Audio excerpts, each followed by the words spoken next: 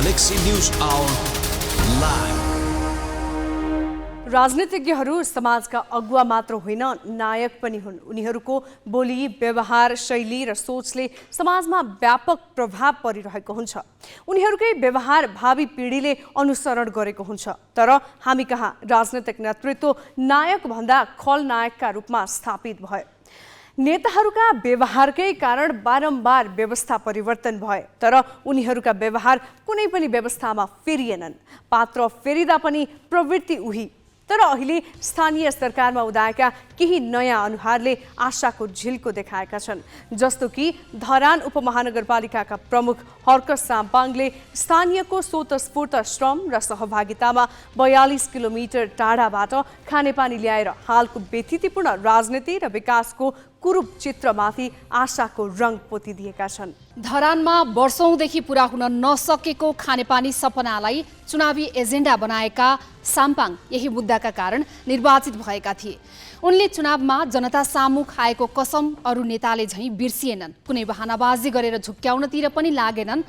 पदमा पुगेको केही दिनमै जनश्रमदान जुटाएर निशान खोला र सर्दो खोलाको पानी ल्याए। त्यो पानी सुक्खा लागेपछि सुक्यो, तर उनी पछि हटेनन्। गत फागुनमा 42 किलोमिटर टाढाबाट जनश्रमदानबाटै सुरु गरेको योजनाले 98 दिनमै मूर्त रूप लियो। उनले पानीसँगै धरानमा हर्षको वर्षा गराए। यसमा नगरवासीको पसिना बाहेक देश विदेशमा बस्नेको 3.5 करोड नगद र 1.25 करोडको पाइप सहयोग पनि मिसियो। यसबाट विकासका नाममा बारम्बार उही योजना देखाएर सरकार वा दाताको रकम मात्र सक्ने प्रवृत्तिलाई समेत उनले गतिलो झापड हाने। यति मात्र होइन, नेतृत्वमा इमान्दारिता र इच्छाशक्ति छ भने जनताले पनि साथ दिन्छन् भन्ने हर्क साम्पाङले देखाइदिए। यसबाट देशैभरिको नेतृत्व गर्छु भन्नेले पनि सिक्ने कि आफ्ना राम्रो कामको प्रचारै भएन वा विरोधीले काम गर्नै दिएनन् भनेर दिनदिनै सार्वजनिक मञ्चमा गुनासो पोख्दै हिँड्ने।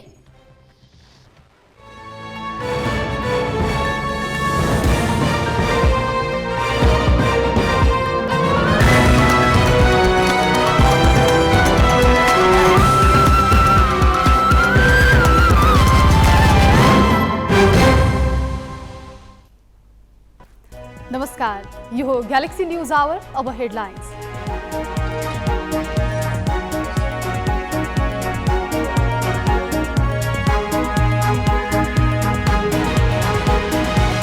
नीति तथा कार्यक्रममा छलफलै हुन नदिई सदन अन्त्य गरेको कोशी सरकारले अध्यादेशबाट ल्यायो बजेट। विपक्षी भन्छन् अध्यादेशले मान्यता पाउँदैन, गठबन्धनले प्रतिस्थापन गर्छ। प्रस्तावित प्रधान न्यायाधीश कार्कीद्वारा संसदीय सुनवाई समितिमा कार्ययोजना पेश। 60% न्यायिक विचलन रोक्न सफल भएको दाबी। भोलि सांसदका प्रश्नको जवाफ दिनुपर्ने। 3 दिनमा अवकाश पाउन लागेका सचिव परियाल मुख्य सचिवमा बढुवा। ठाउँ खाली गराउन बैरागीका लागि राष्ट्रिय सुरक्षा परिषदको सल्लाहकार पद सृजना। अरब सागरबाट शक्तिशाली समुद्री आँधी भारतको गुजरात र पाकिस्तानको सिन्ध प्रान्तका तटमा आइपुग्यो। 1,40,000 भन्दा बढी मानिसलाई सुरक्षित स्थानमा सारियो। र मैत्रीपूर्ण खेलमा नेपाल फिलिपिन्ससँग 1-0 गोलले पराजित। कमजोर तयारीपछि साफ च्याम्पियनसिप खेल्न नेपाल भोलि भारत जाने।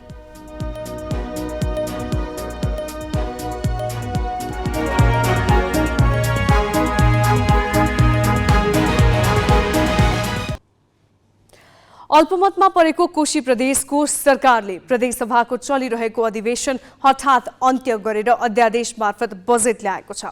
सत्ता साझेदार दल माओवादी केन्द्र र जनता समाजवादी पार्टीले सरकारलाई दिएको समर्थन फिर्ता लिएपछि एमाले नेतृत्वको सरकार अल्पमतमा परेको थियो। अघिल्लो दिन नीति कार्यक्रम सार्वजनिक गरेको सरकारले त्यसमाथि छलफलै हुन नदिई सदन अन्त्य गरेर भोलिपल्ट नै अध्यादेश मार्फत बजेट ल्याएको हो। गत जेठ 23 मा माओवादी केन्द्रले सरकारलाई दिएको समर्थन फिर्ता लिएपछि कोशी प्रदेशमा नेकपा एमाले नेतृत्वको सरकार अल्पमतमा परेको थियो। अल्पमतमै रहेका बेला बुधबार मात्रै नीति तथा कार्यक्रम ल्यायो, तर त्यसमाथि सदनमा छलफलै हुन नदिई अधिवेशन अन्त्य गरिदियो। नीति तथा कार्यक्रम र बजेट सदनबाट पारित हुन नसक्ने देखेपछि संविधानमै नभएको बाटो प्रदेश सरकारले रोजेको हो। अर्थ मन्त्रालय समेत सम्हालिरहेका मुख्यमन्त्री हिक्मत कुमार कार्कीले अर्थ मन्त्रालयको हलबाट करिब 36 अर्बको बजेट सार्वजनिक गरेका छन्। खाद्यान्नको उत्पादकत्व सुधारका लागि उन्नत बिउको आपूर्ति सुनिश्चित गर्न गुणस्तरीय बिउ उत्पादन तथा प्रशोधन पूर्वाधार र बिउ उत्पादनहरूको क्षमता विकासका कार्यक्रमहरू सञ्चालन गरिनेछ। उन्नत बिउ उत्पादनमा प्रोत्साहनका लागि बजेटको व्यवस्था गरेको छु। एमाले प्रदेश सभामा बजेट पेश गर्दा विपक्षी दलहरूले फेल गराउने भनेपछि संवैधानिक व्यवस्था अनुसार नै अध्यादेश मार्फत बजेट ल्याउनु परेको तर्क गरेको छ। एक मतका कारणले फेल पनि हुन सक्ने सम्भावित परिणाम भएको हुनाले यदि बजेट फेल हो भने यसले एउटा बजेट अनुशासन उल्लङ्घन हुन्छ, कानुनको उल्लङ्घन हुन्छ। किन बजेट फेल हुन्छ, असार 1 गते बजेट आएन, फेल भइसकेपछि त्यो असार 1 गते बजेट फेल भइसकेपछि त्यसले एउटा थुप्रै खालका समस्याहरू निम्त्याउँछ। त्योभन्दा बरु अधिवेशन अन्त्य गरेर अध्यादेशबाट बजेट आउँछ। त्यो बजेट पछि जो सरकार हुन्छ उसले चाहिँ के भने प्रतिस्थापन विधेयकद्वारा त्यसलाई चाहिँ अगाडि बढाउँछ। त्यसले कुनै संवैधानिक सङ्कट पनि निम्त्याउँदैन, कानुनी जटिलता पनि निम्त्याउँदैन र यो बजेटीय अनुशासनको चाहिँ उल्लङ्घन पनि हुँदैन भन्ने हिसाबले हिजो दिउँसोबाट चाहिँ अध्यादेशबाट ल्याउनुपर्छ र यसका लागि प्रदेश सभाको अधिवेशन अन्त्य गर्नुपर्छ भन्ने निष्कर्षमा प्रदेश सरकार मुख्यमन्त्रीजी पुग्नुभयो। प्रमुख विपक्षी दल काङ्ग्रेसले भने अध्यादेशबाट आएको बजेटलाई अस्वीकार गर्ने जनाएको छ। अब गठबन्धनको नयाँ सरकार बनाउने र एमाले सरकारले अध्यादेश मार्फत ल्याएको बजेटलाई प्रतिस्थापन गर्ने काङ्ग्रेसको जिकिर छ। यो अध्यादेशबाट आएको बजेटलाई 60 दिनभित्र प्रतिस्थापन गर्नुपर्ने जो संवैधानिक व्यवस्था छ, संसदभित्र त्यो नियम छ र हामी त्यो प्रतिस्थापन यो बजेटलाई हुन दिँदैनौँ। भोलि बन्ने नयाँ सरकारको जो बजेट बन्छ त्यो बजेटलाई चाहिँ हामी प्रतिस्थापन गरेर चाहिँ भोलि चाहिँ यो प्रदेशमा चाहिँ कार्यान्वयन गर्ने कुरामा हामी लाग्छौँ र यो अध्यादेशबाट ल्याएको बजेटलाई नेपाली काङ्ग्रेसले मात्र होइन, गठबन्धनमा रहेका सबै दलहरूले यसलाई स्वीकार्दैन। त्यो कुरोको अभिव्यक्ति हिजै संसदभित्र बोल्ने क्रमबाट नै पार्टीहरूले आफ्नो चाहिँ यो बजेटको बारेमा धारणा राखिसकेको हुँदाखेरि हामीले अध्यादेशबाट ल्याएको बजेटलाई हामी मान्दैनौँ, स्वीकार्दैनौँ भन्ने कुरा हामीले हिजै सरकारलाई हामीले जानकारी गराइसकेका छौँ। संविधानमा सङ्घमा जस्तै प्रदेशमा पनि सरकार गठन हुने 4 विकल्प छन्, जसमा पहिले बहुमत प्राप्त दलको सरकार बन्ने उल्लेख छ। त्यसो हुन नसके दोस्रो विकल्पमा दलहरूबीच गठबन्धनको सरकार बन्छ। तेस्रो विकल्प ठूलो दलको नेतृत्वमा सरकार गठन गर्न सकिन्छ। यसरी गठन भएको सरकारले 30 दिनभित्र विश्वासको मत प्राप्त गर्न नसके कुनै पनि सांसदले आफूसँग बहुमत भएको दाबी पेश गर्न सक्छ। अहिले दोस्रो विकल्पको सरकार सङ्कटमा परेको छ। तेस्रो विकल्पबाट पनि आफै मुख्यमन्त्री बन्ने र केही समय सत्ताको आयु लम्बाउन सकिने दाउ एमाले नेता कार्कीको हुन सक्छ। त्यसो त 93 सदस्यीय प्रदेश सभामा एमालेलाई राप्रपाका 6 र जसपाका 1 सांसदले समर्थन गरे पुग्छ। मधेस प्रदेशमा जसपा सरकारलाई सघाएर कोशीको आफ्नो सरकार टिकाउने प्रयास पनि एमाले गरिरहेको छ। तर अन्य दलहरू भने सङ्घमा जस्तै गठबन्धनको सरकार बनाउने प्रयासमा लागिसकेका छन्। सरकार बनायौँ हामीले, एमाले र काङ्ग्रेस पनि मिलेर सरकार बनाउन सक्ने कुरा भयो होइन। 168-5मा पुगिसकेपछि एउटा व्यक्तिले पनि बहुमत सिद्ध गर्ने भयो भनेपछि त सरकार बन्ने त हामीसँग त विकल्प छ त। त्यस कारणले गर्दा कसरी सरकार बहुमतको बन्दैन भनेर तपाईँहरू भनिराख्नु भएको छ। त्यस कारण सरकार बहुमतको बन्छ, त्यो गठबन्धनकै नेतृत्वमा बन्छ। असार तेस्रो सातासम्म कार्कीले विश्वासको मत लिनुपर्नेछ। प्रदेश सभाका बहुमत सदस्यको विश्वास नपाए नयाँ सरकार गठनको प्रक्रियामा जानेछ। त्यसपछि कार्कीले नै अवसर पाउँछन् कि पाउँदैनन् भन्ने टुङ्गो पनि छैन। तर आफू अल्पमतमा परेपछि बहुमतको सरकार बनाउन मार्ग प्रशस्त गरिदिनुपर्ने विपक्षी दलहरूको माग छ। आफैले बनाएको सरकारको साथ 6 महिनामै छाडिदिने साझेदारहरूको राजनीतिक र संवैधानिक नैतिकताको प्रश्न एकातिर छ, अर्कोतिर आफू स्पष्ट अल्पमतमा परेपछि मार्ग प्रशस्त गर्न छाडेर बजेट अधिवेशन नै अन्त्य गर्दै अध्यादेशबाट बजेट ल्याएर एमाले सरकारले अर्को अराजनीतिक चरित्र प्रदर्शन गरेको छ। यसले प्रदेशलाई राजनीतिक अस्थिरताको केन्द्र मात्र बनाएको छैन, सत्ता स्वार्थका लागि स्थापित विधि र पद्धति भत्काउँदै लगेको छ। विराटनगरबाट गगन मुनिया र राजु पौडेलको रिपोर्ट। प्रदेश सरकार अल्पमतमा परेको समयमा नीति तथा कार्यक्रममाथि छलफल नै नगरी अध्यादेश मार्फत बजेट ल्याउनुलाई कसरी अर्थ्याउन सकिन्छ भनेर ग्यालेक्सी संवाददाता राजु पौडेलले विश्लेषक अर्जुन बराललाई सोधेका छन्।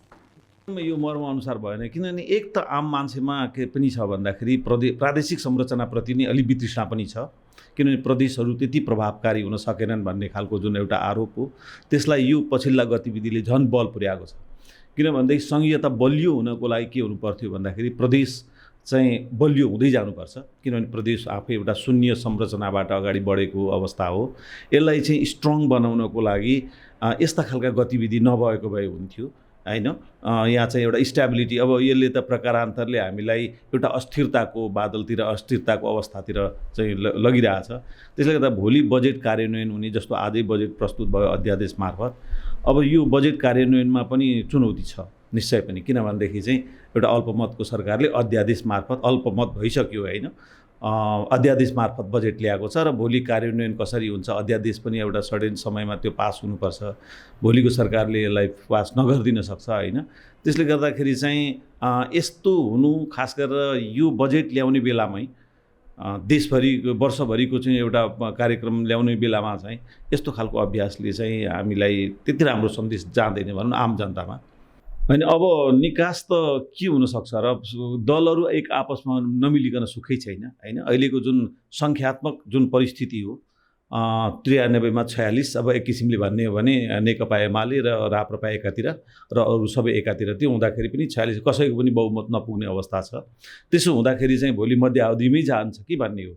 तर अब मध्यावधिमा जानु चाहिँ एक खालको दुर्भाग्यपूर्ण अवस्था हो, किनभनेदेखि चाहिँ त्यो ठुलो साधन स्रोत पनि भर्खरै चुनाव भएको 1 वर्ष पनि भएको छैन, भर्खरै सरकार बनिएको छ। अब फेरि त्यही तामझाम त्यही झमेला फेरि त्यसमा जानु भनेको चाहिँ स्रोत र साधनको चाहिँ दुरुपयोग हो। गत मंगलबार मध्य प्रदेशका मुख्यमन्त्री सरोज कुमार यादवले दोस्रो पटक प्रदेश सभाको विश्वास पाए। गत चैत्र 21 गते सरकारबाट बाहिरिएको नेकपा एमाले जेठ 1 मा सरकारलाई दिएको समर्थन समेत फिर्ता लिएपछि मुख्यमन्त्री यादवले 30 जेठमा पुनः प्रदेश सभामा विश्वासको मत मागे। तर मुख्यमन्त्रीकै आग्रहमा सरकार छाडेको एमाले पुनः मुख्यमन्त्रीको पक्षमा मत दिएपछि एमालेको भूमिका शंकास्पद बनेको छ। राष्ट्रपति निर्वाचनसँगै केन्द्रमा सत्ता समीकरण फेरिएपछि मुख्यमन्त्री सरोज कुमार यादवकै आग्रहमा मध्य सरकार छाडेको एमाले पुनः तिनै मुख्यमन्त्रीलाई विश्वासको मत दिएपछि मध्यको राजनीति थप रोचक बनेको छ। केन्द्रको सत्ता समीकरण फेरिएसँगै अन्यलमा रहेको एमालेलाई सुरुमा मुख्यमन्त्री यादवले सरकार नछाड्न आग्रह गरेका थिए। तर वैशाख 10 को उपनिर्वाचनमा आफ्ना अध्यक्ष उपेन्द्र यादवलाई नसघाएको झोकमा जसपा नेतृत्वको सरकारले एमालेलाई मार्ग प्रशस्त गर्न दबाब दियो। एमाले सरकारबाट बाहिरियो र समर्थन समेत फिर्ता लियो।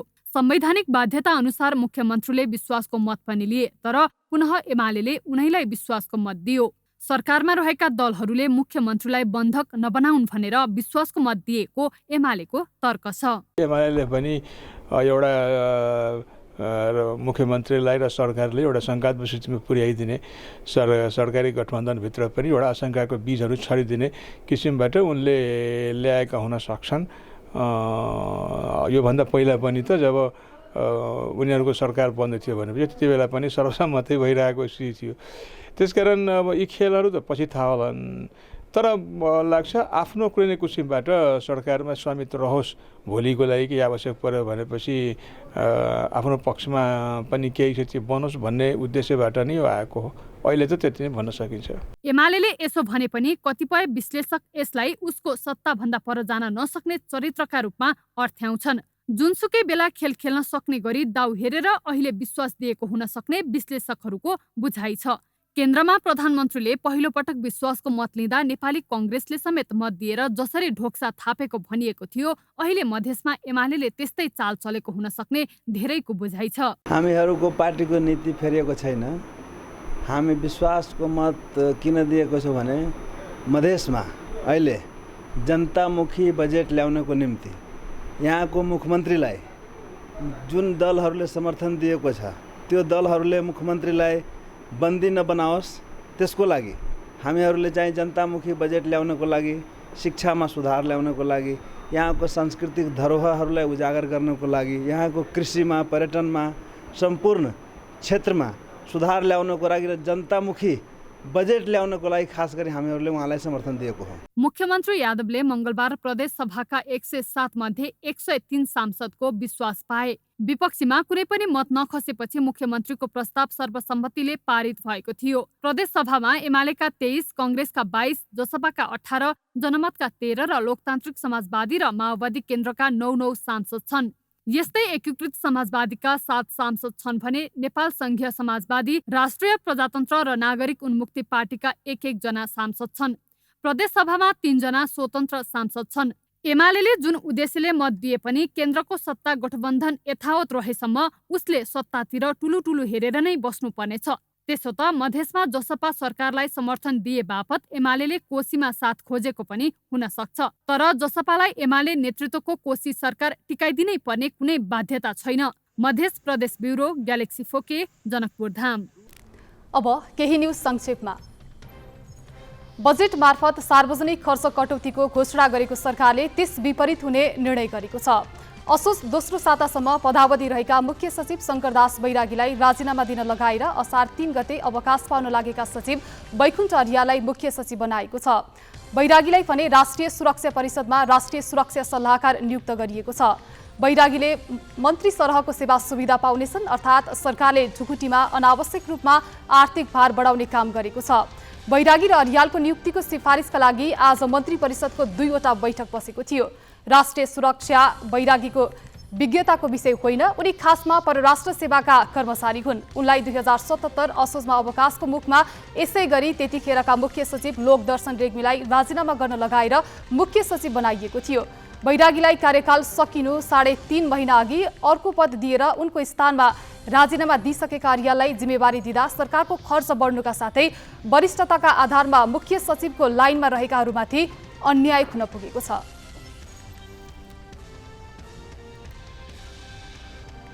नक्कली शरणार्थी प्रकरणको मुद्दामा प्रतिवादी पक्षका कानुन व्यवसायीको बहस सकिएको छ।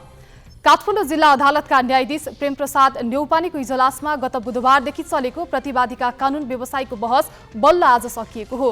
भोलि सरकारी वकिलले जवाफी बहस गर्नेछन्। जवाफी बहसपछि सम्भवतः भोलि नै थुन्चेक आदेश सुनाउन सक्ने अदालत प्रशासनले जनाएको छ। यसअघि सरकारी वकिलहरूले आइतबारदेखि 4 दिन बहस गरेका थिए। यस प्रकरणमा पूर्व उपप्रधानमन्त्री टोपबहादुर रायमाझी र उनका छोरा पूर्व गृहमन्त्री बालकृष्ण खाँड र उनका सहयोगी नेपाल सरकारका सचिव टेकनारायण पाण्डे लगायत 30 जनालाई प्रतिवादी बनाउँदै मुद्दा दायर गरेको थियो। यी मध्ये 18 जना न्यायिक हिरासतमा छन् भने 12 जना फरार छन्। उनीहरूमाथि ठगी, संगठित अपराध, राज्य विरुद्धको अपराध र लिखित कृत्यसहित 5 वटा अभियोग लगाइएको छ। मुलुकको मुख्य प्रशासनिक केन्द्र सिंहदरबारका कर्मचारी हाजिर गरेर व्यक्तिगत कामका लागि कार्यालय बाहिर जाने गरेको खुलेको छ। राष्ट्रिय सतर्कता केन्द्रले आज गरेको अनुगमनका क्रममा कर्मचारीहरू हाजिर गरी विभिन्न बहाना देखाएर कार्यालय बाहिर जाने गरेको खुलेको हो। कर्मचारीहरू हाजिर गरेपछि कार्यालयमा बस्दैनन् भन्ने गुनासोका आधारमा केन्द्रले अनुगमन गरेको थियो। केन्द्रका कर्मचारी बिहान 10 बजेदेखि अपराह्न 12 बजेसम्म सिंहदरबारको दक्षिण ढोकामा बसेका थिए। उनीहरूलाई सिंहदरबारबाट बाहिरिने कर्मचारीको विवरण लिन भ्याइ नभ्याइ भएको थियो।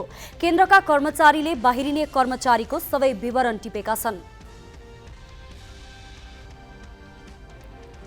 1x बेटको प्रचार गरी सट्टेबाजी गराउन उत्प्रेरित गरेको आरोपमा पक्राउ परेका 8 जनालाई प्रहरीले सार्वजनिक गरेको छ। काठमाडौँ उपत्यका अपराध अनुसन्धान कार्यालयले सार्वजनिक गरेकाहरू कलाकार र युट्युबर हुन्। बल्सी ध्रुवेका नामले चिनिएका हास्य कलाकार मरिचमान श्रेष्ठ, म्याकुरीका नामले चिनिएका पवन खतिवडा, दर्शकले राजु मास्टरका रूपमा चिन्ने राजु पौडेल, सरोज घिमिरे, ढेडु बुढो र भटभटे माहिला भन्ने बेगम नेपाली तथा युट्युबर एलिस राई, जलन घरतीमगर र गणेश देवकोटालाई पक्राउ गरेको हो। युट्युबमा प्रोमो कोड प्रयोग गरी 1x बेटिङमा छुट प्राप्त गर्न सकिने भन्दै विज्ञापन गरेको र त्यसबापत लाभ लिएको पाइएको प्रहरीको अनुसन्धानबाट खुलेको छ। प्रहरीले बुधबार बेटिङका 5 एजेन्टलाई पक्राउ गरी सार्वजनिक गरेको थियो। ती 5 जनाले 74 करोडको कारोबार गरेको प्रहरीको अनुसन्धानबाट खुलेको थियो। बाँकी प्रसङ्ग स्मृति मल्लबाट। सुनसरीको धरान उपमहानगरपालिकाका मेयर हर्क साङपाङ नगरलाई पानीको अभाव हुन नदिन अनेक उपाय खोजिरहेका छन्। निर्वाचित भएको 1 वर्षभित्र उनले श्रम अभियानबाटै 3वटा मुहानबाट पानी धरान ल्याइसकेका छन्। तर मुहान हिउँदमा सुक्ने गरेकाले पानीको अभाव कम हुन सकेको छैन। तर पछिल्लो पटक कोकाहा खोलाबाट ल्याइएको पानी हिउँद बर्खा नै आउने भएपछि धरानवासी खुसी भएका छन्। 1 वर्षसम्म लगातारको श्रम अभियान नै चलाएर 3वटा खोलाबाट खाने पानी ल्याउन नगर प्रमुख साम्पाङ सफल भए।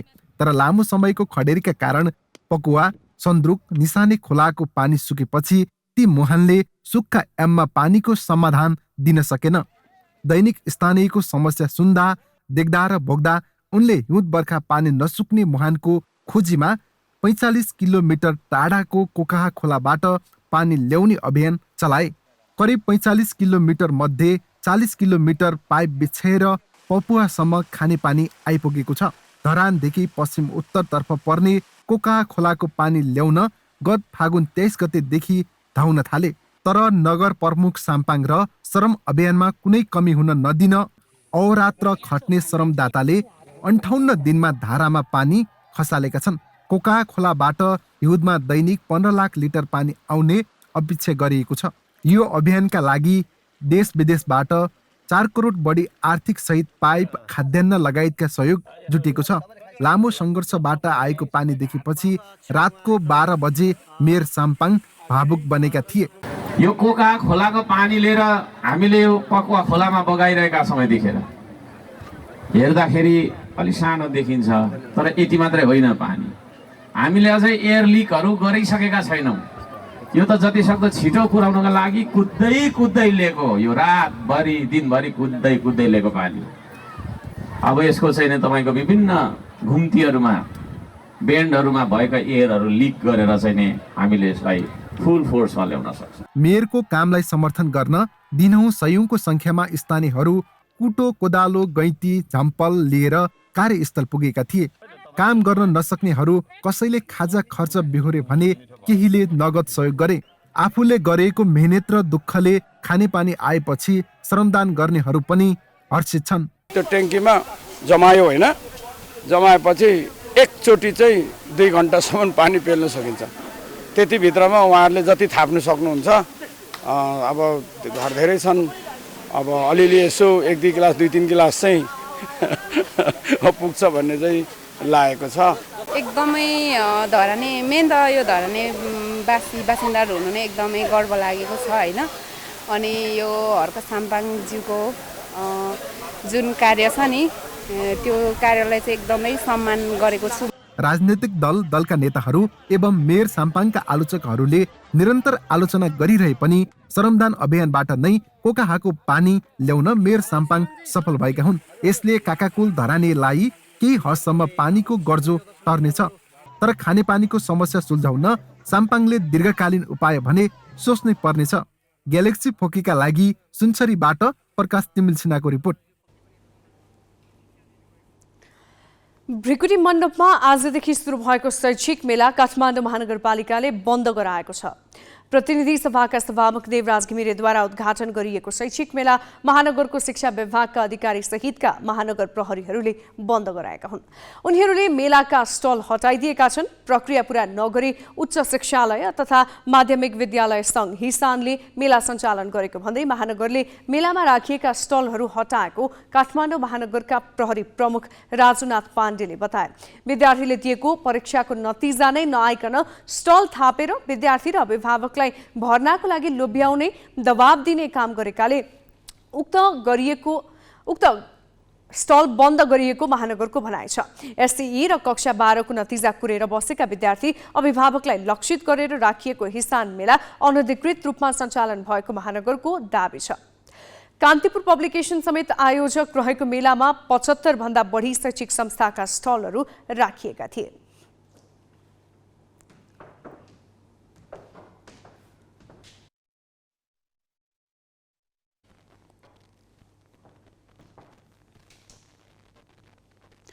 काठमाडौँ महानगरपालिकाका मेयर बालेन्द्र शाहले भारतीय फिल्मलाई काठमाडौँ महानगरमा चल्न नदिने चेतावनी दिएका छन्। दक्षिण भारतीय फिल्म आदि पुरुषमा समावेश जानकी भारतीय छोरी हुन् भन्ने शब्दावली नसच्चाएसम्म महानगरमा हिन्दी फिल्म चल्न नदिने उनले सामाजिक सञ्जाल मार्फत चेतावनी दिएका छन्। बिहिबार साँझ सामाजिक सञ्जालमा मेयर शाहले फिल्ममा राखिएको उक्त शब्दावली नेपालमा मात्र होइन भारतमा पनि सच्याउन माग गरेका छन्। त्यसका लागि उनले 3 दिनको समय समेत दिएका छन्। अब केही न्युज संक्षेपमा। अरब सागरमा उत्पन्न शक्तिशाली चक्रवाती समुद्री आँधी विपर्जय भारतको गुजरात राज्यको माण्डवी र पाकिस्तानको सिन्ध प्रान्तको कराची सहर नजिकैको तटमा ठोकिएको छ। सम्भावित क्षतिलाई मध्यनजर राख्दै दुवै देशका तटीय क्षेत्रका 1,40,000 मानिसलाई सुरक्षित स्थानमा सारिएको छ। गुजरातको तटीय क्षेत्रबाट करिब 74,000 र पाकिस्तानमा करिब 66,000 मानिसलाई सुरक्षित स्थानमा सारिएको हो। अन्तर्राष्ट्रिय सञ्चार माध्यमका अनुसार 115 किलोमिटर प्रति घण्टाको विपर्जोय भारतको गुजरातको जखाउ बन्दरगाहमा र पाकिस्तानको केटी बन्दरगाहमा केही बेर अघि ठोकिएको हो। चक्रवात ठोकिने क्रम 4 घण्टासम्म चल्ने मौसमविदहरूको अनुमान छ। मध्यरातीपछि भने हावाको वेग फसै कम भए पनि ठूलो हावाहुरीसहित वर्षा हुने प्रक्षेपण गरिएको छ। चक्रवाती तुफान गुजरातको तटतर्फ नजिकै गर्दा पोरबन्दर, राजकोट, मोरबी, जुनागढ तथा सौराष्ट्र जिल्लाका अन्य क्षेत्र र उत्तरी गुजरातमा भारी वर्षा हुने मौसम विभागले जनाएको छ। चक्रवातलाई ध्यानमा राख्दै आज यी क्षेत्रमा चल्ने 76 वटा रेल रद्द गरिएको वेस्टर्न रेलवेले जनाएको छ। गुजरातका द्वारकाधीश र सोमनाथ मन्दिर आज बन्द रहे। सम्भावित क्षति र उद्धार कार्यका लागि जल, थल र वायु सेनाका टोलीहरू परिचालित गरिएको छ।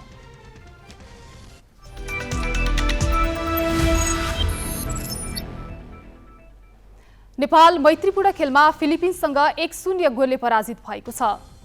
फिलिपिन्सको मनिला स्थित रिजाल मेमोरियल रङ्गशालामा आज नेपालले पराजय बेहोरेको हो। खेलको 14औं मिनेटमा एरिक बिष्टको प्रहार पोस्टभन्दा थोरै परबाट बाहिरियो।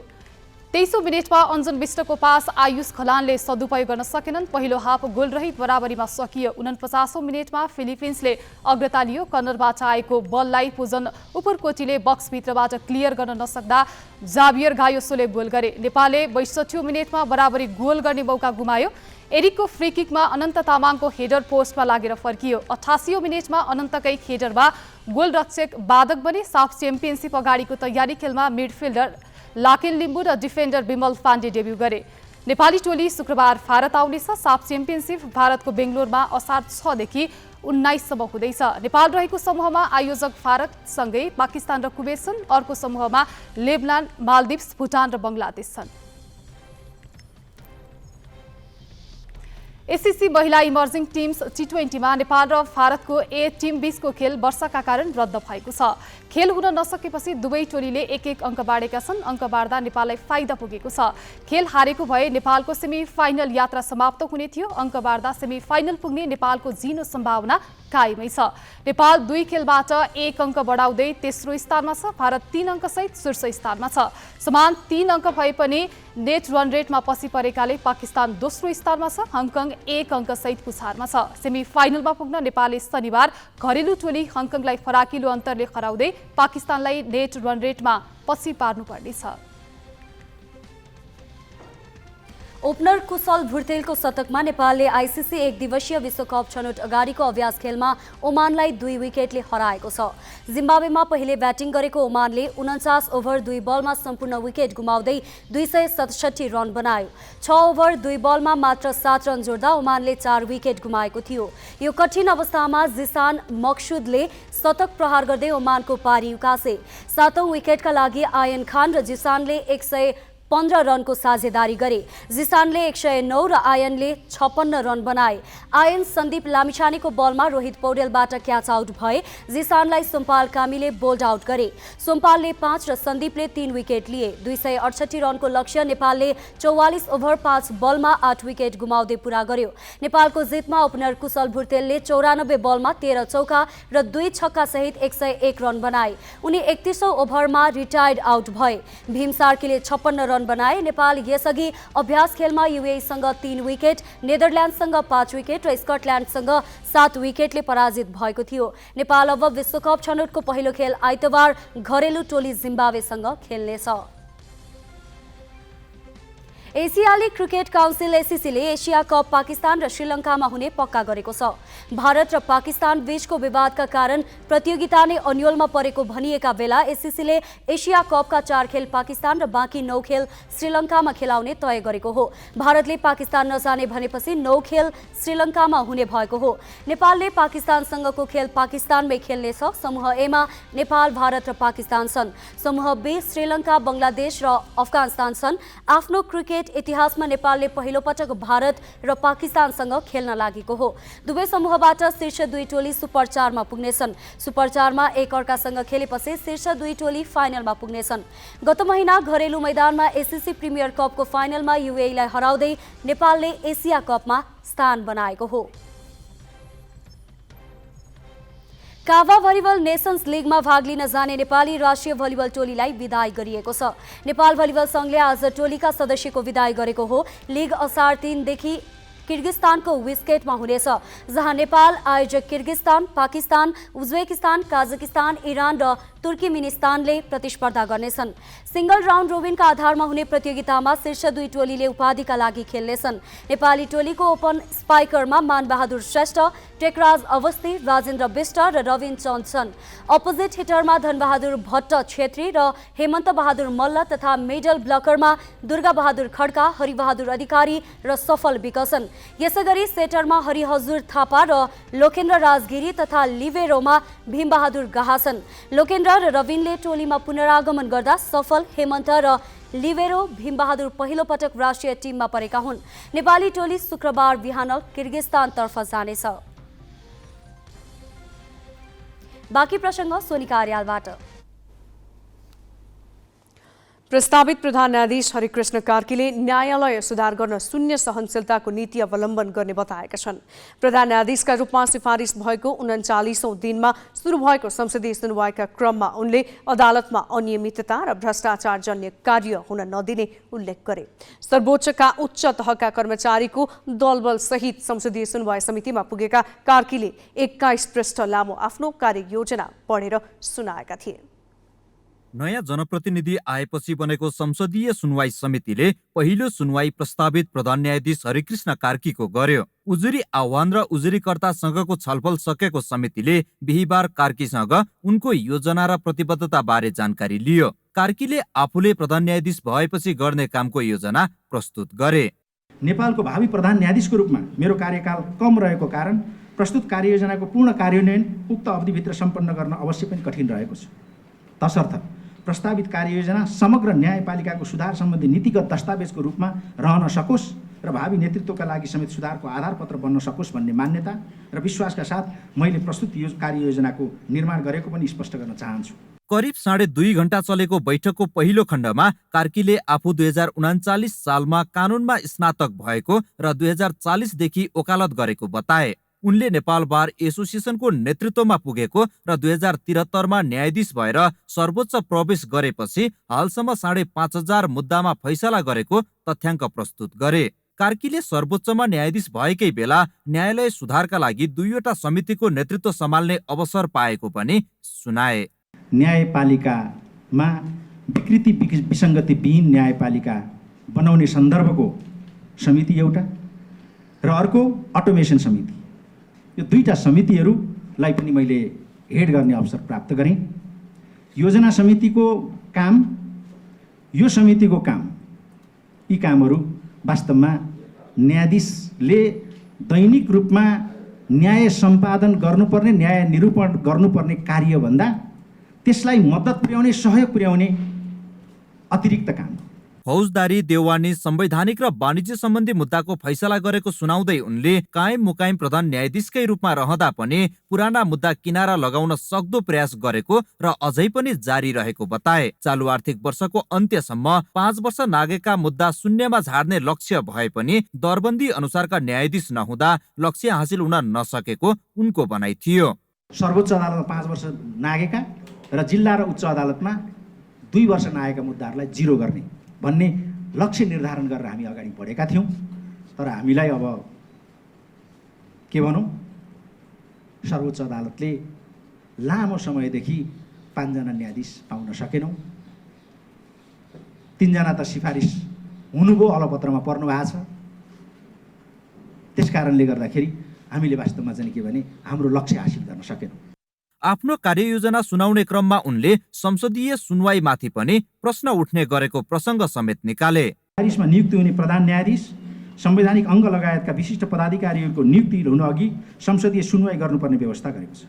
यस प्रकारको व्यवस्थाले राज्यका महत्त्वपूर्ण सार्वजनिक पदहरूमा नियुक्ति हुने पदाधिकारीहरूको बारेमा नागरिकको धारणा बुझ्ने तथा सार्वभौम संसदको समिति समक्ष संवैधानिक जिम्मेवारी र पदीय काम कर्तव्यको बारेमा आफ्नो सोच, अवधारणा र कार्ययोजना प्रस्तुत गर्ने अवसर प्रदान गरेको छ भन्ने मलाई लाग्दछ। तथापि संसदीय सुनवाईको औचित्य भागको बारेमा विभिन्न कोणबाट प्रश्न उठेको यथार्थता हाम्रो सामु रहेको छ।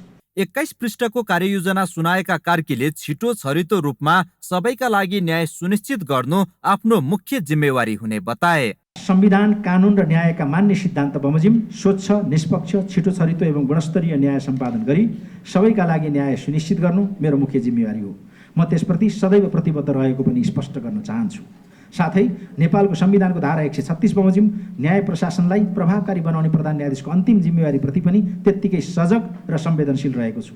प्रस्तुत कार्ययोजनाको प्रभावकारी कार्यान्वयनबाट न्यायिक सुशासन र न्यायपालिकाप्रतिको आस्था एवं विश्वास अभिवृद्धिमा महत्त्वपूर्ण योगदान पुग्नेछ भन्ने मैले अपेक्षा गरेको छु। यति मात्र होइन, उनले आफूले अघि सारेका कार्ययोजनाको प्रभावकारी कार्यान्वयन गर्न कार्यपालिका र व्यवस्थापिकाको सहयोगका लागि आग्रह पनि गरे। बिहिबार कार्कीको कार्ययोजना सुनेको समितिले प्रश्नोत्तर भने शुक्रबार गर्ने भएको छ। प्रश्नोत्तर सकेपछि समितिले संवैधानिक परिषदको सिफारिस अनुमोदन गर्ने वा नगर्ने निर्णय गर्नेछ।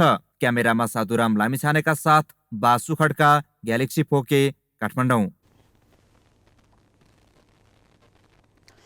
नेकपा एकीकृत समाजवादी सत्तारूढ पार्टी हो, तर यो पार्टीका सांसद प्रेमाले आज सरकारका एक मन्त्रीमाथि आक्रामक रूपमा प्रस्तुत भए। उनले प्रतिनिधि सभाको बैठकमा आकस्मिक समय लिएर बोल्ने क्रममा गत वर्ष अर्थ मन्त्रालयमा तार काट्ने मुसा यसपालि पशुपतिनाथ छिरेको भन्दै संस्कृति, पर्यटन तथा नागरिक उड्डयन मन्त्री सुदन किरातीको चर्को आलोचना गरे। उनले किरातीमाथि पशुपतिमा भ्रष्टाचार गर्नेलाई संरक्षण गरेको र पशुपति विकास कोषको 31 रोपनी जग्गा अपचलन गर्नेलाई कोषको सदस्य बनाएर पुरस्कृत गरेको आरोप लगाउँदै यस विषयमा जवाफ मागे। गत वर्ष अर्थ मन्त्रालयमा तार काट्ने मुसा यसपटक पशुपतिनाथमा छिरेको छ। पहिलो पटक 2079 माघ 14 गते तार काटियो। परिषद सदस्यको संयोजकत्वमा छानबिन समिति गठन भयो। प्रतिवेदनले सत्य तथ्य पत्ता लगायो, तर पर्यटन मन्त्रीले तार काट्ने मुसालाई नसमातेर उल्टै छानबिन समितिका संयोजक देवी बराललाई पुरस्कार स्वरूप सदस्यबाट हटाउने काम गर्यो। प्रतिवेदन लुगाइयो, चोरलाई संरक्षण गरियो। त्यसपछि संरक्षित चोरले बल पायो र दोस्रो पटक चोरले 2079 चैत्र 14 गते फेरि चोरी गर्यो। फेरि 2080 जेठ 29 गते पनि तार काट्यो। त्यहाँबाट घ्याम्पे दानपेटिका हरायो।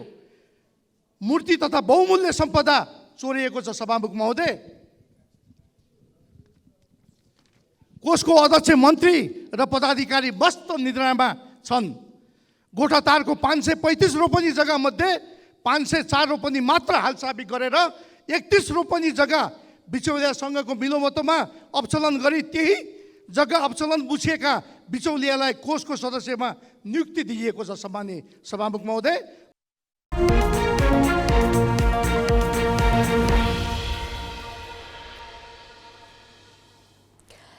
आगामी आर्थिक वर्षको बजेटमाथि संसदमा मन्त्रालयगत छलफल सुरु भएको छ। प्रतिनिधि सभामा आज मन्त्रालयगत छलफल सुरु भएको हो। सांसदहरूले वन तथा वातावरण र महिला बालबालिका तथा ज्येष्ठ नागरिक मन्त्रालयको बजेटमाथि आफ्ना धारणा राखेका छन्। युवा तथा खेलकुद मन्त्री डिगबहादुर लिम्बू अनुपस्थित भएकाले यो मन्त्रालयको बजेटमाथि भने छलफल हुन सकेन। छलफलका क्रममा सांसदहरूले पहुँचका आधारमा बजेट विनियोजन गरिएको भन्दै जनता सामु कुन मुख लिएर जाने भनी प्रश्न गरे। बजेटमाथि सैद्धान्तिक छलफल सकिएपछि मन्त्रालयगत छलफल सुरु गरिएको हो। मन्त्रालयगत छलफल सकिएपछि बजेट पारितका लागि प्रस्तुत गरिनेछ। अर्थमन्त्री प्रकाश शरण महतले आलु प्याजमा भ्याट लगाउने बजेटको व्यवस्थाको बचाउ गरेका छन्।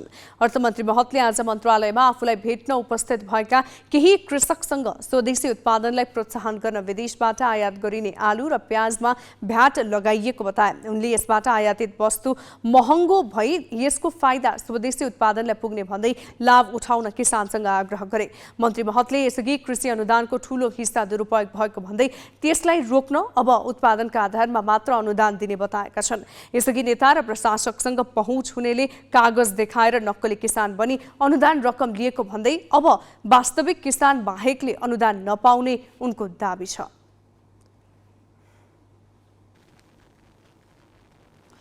बागमती प्रदेश सरकारको आगामी आर्थिक वर्ष 2080-81 को बजेट निर्माणको तयारी अन्तिम चरणमा पुगेको छ। प्रदेश सरकारले राजस्व सङ्कलनको दर र खर्च गर्ने क्षमता बढाउन नसक्दा आगामी वर्ष बजेटको आकार लगभग 10 अर्ब घट्ने देखिएको छ।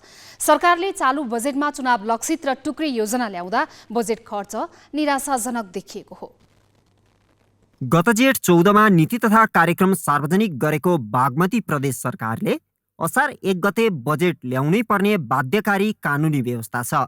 चालु आर्थिक वर्षमा तत्कालीन आर्थिक मामिला तथा योजना मन्त्री रहेका शालिग्राम जमकटेलले 70 अर्ब 93 करोड 92 लाख रुपैयाँ बराबरको बजेट प्रस्तुत गरेका थिए। हाल उनी मुख्यमन्त्री छन्, तर उनले ल्याएको बजेटको खर्च स्थिति भने कमजोर देखिएको छ। प्रदेश सरकारले खर्चको दर बढाउन धेरै टुक्रे योजना समावेश गरेको भए पनि सोच अनुरूप बजेट खर्च भने हुन सकेन। वैशाख मसान्तसम्म प्रदेशले चालुतर्फ कुल बजेटको 46.88% र पुँजीगततर्फ 29.66% खर्च गरेको छ। समग्रमा प्रदेशले 25 अर्ब 67 करोड अर्थात् 36.20% मात्रै खर्च गरेको छ। प्रदेशको आम्दानीमा समेत ह्रास आएको छ। वैशाखसम्म प्रदेशले 31 अर्ब 96 करोड आम्दानी गरेको छ, जुन लक्ष्यको 45% मात्रै हो। यता प्रदेश सरकारले आगामी बजेटमा श्रम तथा रोजगारी सिर्जना, उत्पादन, कृषि, पर्यटन र पूर्वाधार विकासलाई विशेष प्राथमिकतामा राखेर बजेट ल्याउने बताएको छ। मोटामोटी रूपमा हाम्रो साना तिना खुद्री जुन ढङ्गको विशेष गरेर निर्वाचन क्षेत्र केन्द्रित, भोट बैंक केन्द्रित होइन, आवश्यकताभन्दा पनि पहुँचको आधारमा त्यस पछाडि गएर जनताको भन्दा पनि नेताहरूको एउटा चाहिँ आधारमा जुन बजेटहरू बन्ने, योजनाहरू बन्ने जुन एउटा प्रवृत्ति हो, त्यो प्रवृत्तिबाट सकेसम्म हामी उम्किन कोसिस गरेका छौँ। प्रदेश सरकारले हरेक वर्ष कुल बजेटको औसतमा 60% बजेट खर्च गर्दै आएको छ। त्यसमा पनि अधिकांश बजेट प्रशासनिक काममा खर्च हुन्छ भने विकास खर्च न्यून छ। वर्तमान सरकार जनता झुक्क्याउने योजनामा केन्द्रित भएको तर ठूला र जनमुखी योजना ल्याउनतर्फ ध्यान नदिएको प्रतिपक्षको दाबी छ। सरकार आफ्नो योजना पुरा गर्न सक्ने, कानुन गर्न सक्ने खालको बजेट ल्याउनु पर्यो। सरकारले सक्ने नसक्ने योजनाहरू ल्याउनु भएन, धेरै योजनाहरू पनि ल्याउनु भएन। अहिले धेरै योजना ल्याउने, धेरै पपुलिस्ट योजना ल्याउने, बजेट ल्याउने खालको कुराहरू गरिरहेको छ। त्यसरी योजना त्यो कानुन हुन सक्दैन भन्ने कुरो चाहिँ हाम्रो कुरा हो। हरेक वर्ष बजेट प्रस्तुत गर्दा खर्चको दर बढ्ने दाबी गरिए पनि वास्तविकता फरक छ। 4 आर्थिक वर्षमा प्रदेश सरकारको 71 अर्ब 50 करोड 96 लाख रुपैयाँ फ्रिज भएको छ। बागमतीमा आर्थिक वर्ष 74-75मा 26%, 75-76मा 60%, 76-77मा 59%, 77-78मा 70% र 78-79मा 66% बजेट खर्च भएको छ। सरकारले बजेट खर्च गर्ने प्रक्रियामा ध्यान नदिँदा विकास बजेट खर्चको अवस्था कमजोर देखिएको विश्लेषकको बुझाइ छ। यो विकास बजेटलाई समयमै खर्च गर्नुपर्छ भनेर नै धेरै सल्लाह सुझाव भएर, धेरै छलफल भएर नै बजेट नै समयमा नल्याएर यस्तो भयो कि भनेर संवैधानिक व्यवस्था गरेर बजेट चाहिँ जेठ 15मै जारी गर्ने व्यवस्था गरिएको हो होइन। तर त्यति गर्दा गर्दै पनि बजेट त अहिले त बजेट पारित त अहिले समयमै भएको छ नि, तर पनि किन काम समयमा भएन त भन्दा जुन पहिलाको राज्य संयन्त्र जुन किसिमको छ, जस्तो कमजोर अवस्थामा छ, त्यसलाई सुधारेर समयमै काम गर्ने बनाउने खालको त्यो सरकारले त्यसलाई आँट गरेर त्यसलाई अगाडि लानै सकेका छैन। विश्व अर्थतन्त्रमा देखिएको आर्थिक मन्दीका कारण पनि आगामी बजेट कस्तो आउँछ भन्ने आम जनताको चासो रहेको छ। नेतृत्व तह निर्वाचन क्षेत्र लक्षित हुँदा साना र टुक्रे कार्यक्रममा बजेट समावेश गरिँदा सधैँ झैँ कार्यान्वयनमा समस्या देखिँदै आएको छ। ग्यालेक्सी फोकेका लागि क्यामेरामा अनिश चौलागाईको सहयोगमा मकवानपुरबाट देवराज पन्तको रिपोर्ट। बुधबार नेपाल र संयुक्त अरब इमिरेट्स युएई बीच श्रम सम्झौता नवीकरण भयो। हरेक 4 वर्षमा हुने यस्तो सम्झौता नवीकरणका क्रममा यसपालि नेपाली पक्षले कामदारले सम्झौता अनुसार तलब नपाएकोदेखि मृतकको शव घर ल्याउन भएको जटिलतासम्मको विषय उठायो। थुनामा रहेका श्रमिकको आम माफीका लागि पनि आग्रह गरेको र त्यसमा युएई सकारात्मक देखिएको नेपाली पक्षको बुझाइ छ। युएईले भने पहिलेदेखि नै राख्दै आएको नेपाली घरेलु कामदार पठाउनु पर्ने शर्त राखेको छ। नेपालले सुरक्षा तथा सेवा सुविधाको कारण दर्शाउँदै खाडी राष्ट्रमा घरेलु कामदारका रूपमा महिला पठाउन प्रतिबन्ध लगाएको छ। युएईले पुनः यही विषय उठाएपछि प्रतिबन्ध खुलाउने कि नखुलाउने भन्ने बहस फेरि सतहमा आएको छ। राजधानीमा 2 दिन चलेको नेपाल र युएईका श्रम अधिकारीहरूको संयुक्त कार्यदल बैठक बुधबार सकियो। सहसचिवले नेतृत्व गरेको उक्त कार्यदलको बैठकमा तोकिएको न्यूनतम तलबबाट नेपाली श्रमिक वञ्चित हुँदै आएको नेपाली पक्षको गुनासोपछि युएई त्यसलाई सम्बोधन गर्न कामदारसँग हुने दोहोरो सम्झौता हटाउने र नियमन गर्ने प्रावधान व्यवस्था गर्न सहमत बन्यो। यसैगरी तलबसँगै आवास र ढुवानी सुविधाका लागि पनि युएई सकारात्मक बनेको नेपाली पक्षको बुझाइ छ। यसबाहेक लामो समयदेखि थुनामा रहेका नेपाली श्रमिकलाई आम माफी अनि मृत्यु भएका नेपालीको शव फिर्तीमा सहजीकरण गर्न समेत सकारात्मक देखिएको युएईले भने एउटा माग जोरदार रूपमा राखेको छ, त्यो हो घरेलु कामदार लैजान पाउनुपर्ने। र यो घरेलु कामदारलाई चाहिँ अरू कामदार जस्तो नभएर विशेष व्यवस्था गरिनुपर्छ, सेवा सुविधा विशेष राखिनुपर्छ भन्ने हाम्रो कुरा छ। त्यसको अलावा हामीले हिजो रिक्वेस्ट केही गरेका छौँ, जस्तो अकुपेसनल हेल्थ र सेफ्टीको केसमा उहाँहरूलाई विशेष प्रायोरिटी राखिनुपर्छ, उहाँहरूलाई पेड लिभ वार्षिक रूपमा अरू कामदारभन्दा बढी दिनुपर्छ र उहाँहरूलाई कार्य घण्टा पनि ठ्याक्कै तोकिए बमोजिम नहुन सक्छ। घरमा 8 घण्टा तोकिएको ठाउँमा 8 घण्टा नहुन सक्छ, कहिलेकाहीँ 10 घण्टा पुग्न सक्छ, 12 घण्टा हुनसक्छ।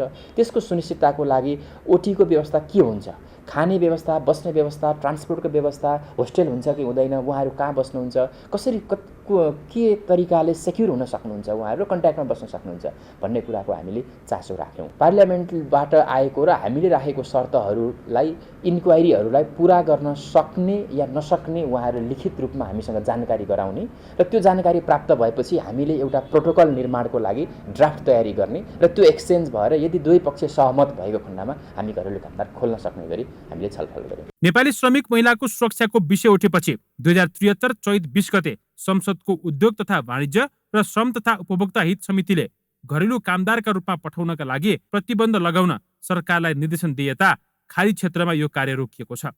तर घरेलु कामदारको चरम अभाव खेपिरहेको युएईले भने नेपालबाट त्यस्ता कामदार भित्राउन अरू जुनसुकै शर्त मान्ने गरी पैरवी गरिरहेको छ। बुधबार सम्पन्न वार्तामा उसले कामदारको सुरक्षा तथा न्यूनतम मासिक तलब $400 दिन सक्ने प्रस्ताव गरेको छ। तोकिएको तलब नपाउने, काम गर्ने अवधि निश्चित नहुने अनि सबैभन्दा बढी मालिकबाट विभिन्न किसिमका हिंसा हुँदा समेत सुरक्षा र न्याय नपाउने समस्या देखिएपछि महिलाहरूलाई खाडी राष्ट्रमा घरेलु कामदारका रूपमा जान प्रतिबन्ध लगाइएको छ। सरकारले रोके पनि तेस्रो मुलुक हुँदै अझै पनि नेपाली महिला खाडी राष्ट्रमा पुग्ने क्रम भने रोकिएको छैन। यस्तोमा संसदीय समितिले समेत नेपाली कामदारको सुरक्षा हुने गरी अनुमति दिन सकिने गरी 2077 असोजमा सरकारलाई निर्देशन जारी गरेको थियो, जसमा कामदारको 24 घण्टाको बिमा, अतिरिक्त सुविधा, सामाजिक सुरक्षाका साथै कुनै हिंसा भएमा कडा कारबाहीको लागि व्यवस्था हुनुपर्ने उल्लेख थियो। युएई लचक भएका बेला नेपाली पक्षले गरेको माग पूरा हुने भएमा घरेलु कामदार पठाउन सकिने विज्ञहरू बताउँछन्। यदि कुनै देशले त्यसरी डिमान्ड गर्छ भने, महिलाहरूको केसमा डिमान्ड गर्छ भने उनीहरूको 100% टोटल्ली प्रोटेक्सन हुने गरी, सेक्युरिटी हुने गरी पठाउँदा चाहिँ खास फरक पर्छ जस्तो लाग्दैन मलाई। अब त्यहाँको सरकार कडा हुनु पर्यो, खास गरिकन डेस्टिनेसन कन्ट्रिजको सरकार। यदि कोही पनि इम्प्लोयरले, रोजगारदाताले महिलाप्रति गर्ने व्यवहार यदि कहीँ गलत गर्छ भने त्यसलाई सख्त कारवाही गर्ने विषय राख्यो भने मात्रै पनि धेरै सुधार हुनसक्छ। त्यसपछि त्यो महिलाहरूलाई जाने भन्ने कुराहरू चाहिँ यो ब्यान गर्ने भन्ने कुरा राम्रो होइन। भाषा र कानुनी ज्ञानको अभाव अनि सुरक्षाका लागि पर्याप्त प्रबन्ध नहुँदा घरेलु कामदारका रूपमा खाडी राष्ट्र जाँदा नेपाली पीडित हुने अवस्था थियो। त्यसमा अझ महिलाको संख्या उच्च थियो। तर नेपालले तोकेका शर्त पूरा हुने हो भने अवैध रूपमा जाने क्रम रोक्न र कामदारको सुरक्षा तथा सुविधा सुनिश्चित गरी प्रतिबन्धमा पुनरावलोकन गर्नुपर्ने हो कि? क्यामेरामा सबै महर्जनका साथमा पवन पौडेल, ग्यालेक्सी फोके, काठमाडौँ। हामी ग्यालेक्सी न्यूज आवरको अन्त्यमा छौँ। जाँदा हेडलाइन्स।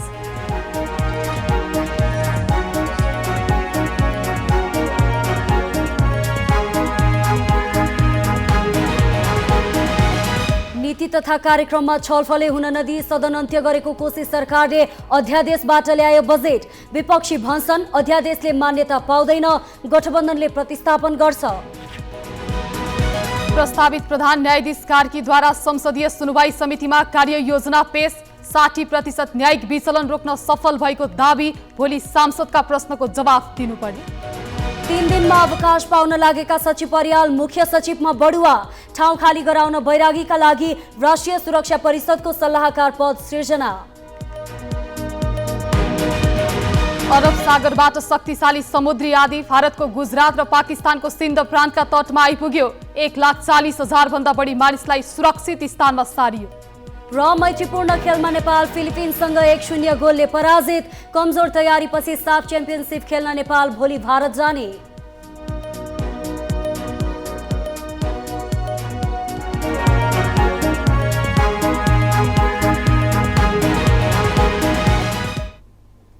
आजलाई ग्यालेक्सी न्यूज आवर सकियो। नमस्ते।